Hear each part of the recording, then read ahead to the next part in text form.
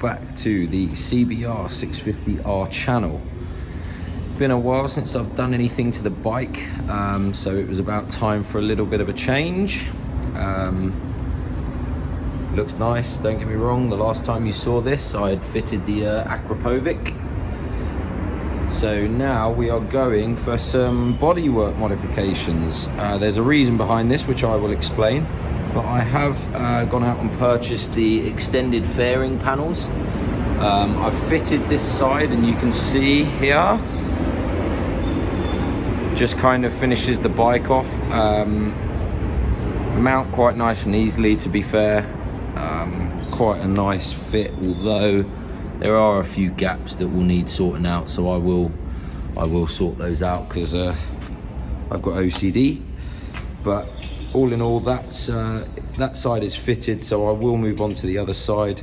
They're fairly easy to fit. I didn't have any videos on these or anything to go by. It doesn't come with any instructions, so you do just remove your two existing bolts that hold on this part of the fairing, and essentially there's a slot down here. You don't actually need to remove this bolt, because the way I've fitted this, I've managed to keep this part of the fairing in.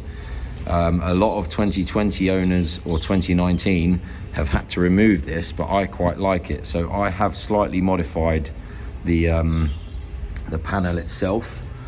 As you can see, new a panel looks like so, and it has this kind of hook at the bottom that latches round the bottom bolt. So if I show you on this side, these are your two bolts that sit in to hold this part of the fairing on, that will need removing. And effectively, when you mount this, it sits like so, and you use your existing bolts. But this should slide in and around the other existing bolt. However, no matter what you do, you cannot fit this down that gap. So I simply used a junior hacksaw, took a little bit of the end off, because it doesn't need to sit behind there. As long as you have the sort of right angular part, it will just hold itself in there fairly tight anyway. I'll show you on the other side. On this side, I have just hacksawed a straight line off, but it clips and it clips back, and that, giving it a wobble, is pretty solid. You have to really give it a pull before you hear it click out and click back in. You obviously can't see where I've hacksawed it off because it's buried nicely down there, so it looks like a good fit. So I'm quite happy with that. To be fair, I'm not that fussed about what this is going to look like. I think the paint is probably a different color.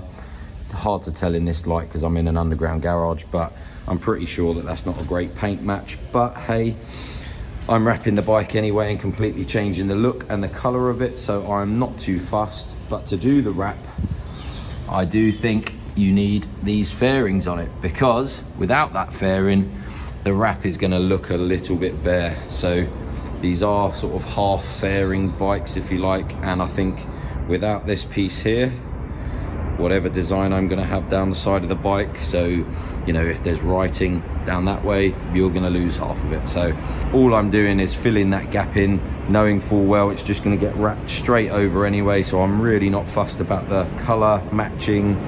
I obviously want the fit to be nice, and as I said, I'll probably start looking to address these shuts here, because I'm not quite happy with those. But yeah, these shuts here, I mean, they're not great. I can probably sort of take a little bit off of that, maybe neaten it up here as well, give it a nicer finish. But to be honest, when it's wrapped, I don't think you're really going to notice that too much. Maybe from above you will here. Let's have a look what it looks like from sort of almost sitting on the bike.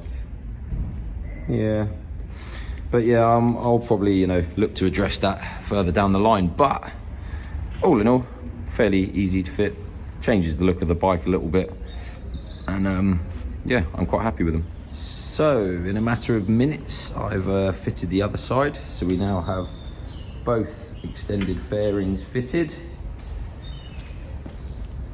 And that one there. So one thing I didn't mention on the when I was showing you the other side, so these two front bolts are your existing bolts.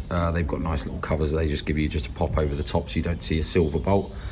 And also at the back here, to keep this bit steady, what we have is just a little sort of U bracket, if you like, that sits under your frame and just mounts up, and that's threaded, and then you just get a little bolt in the top there, this side, and then it just holds it. I mean, that's really firm, it's really steady.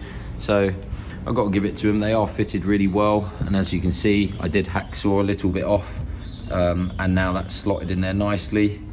Nice tight fit, and again, no need to remove this bolt, and I can keep this, which I think really sets the bike off. A lot of people have removed it and then there's a big gaping hole here.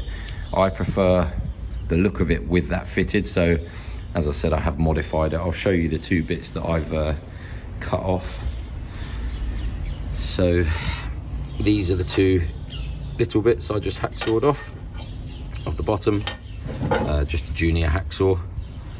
No heavy modifications needed, just a slight adaptation. And yeah, I think it looks quite nice. Let me know in the comments what you think. And if you've got any questions, let me know. I will also, in the description, just give you the tools that I used. They're very basic, some Allen keys and obviously a junior hacksaw, but I'll leave those in the description. And I will also leave in there the link to these particular extended fairings that I bought. Yeah, hope you like the video. Like, subscribe, and leave some comments below and let me know what you think.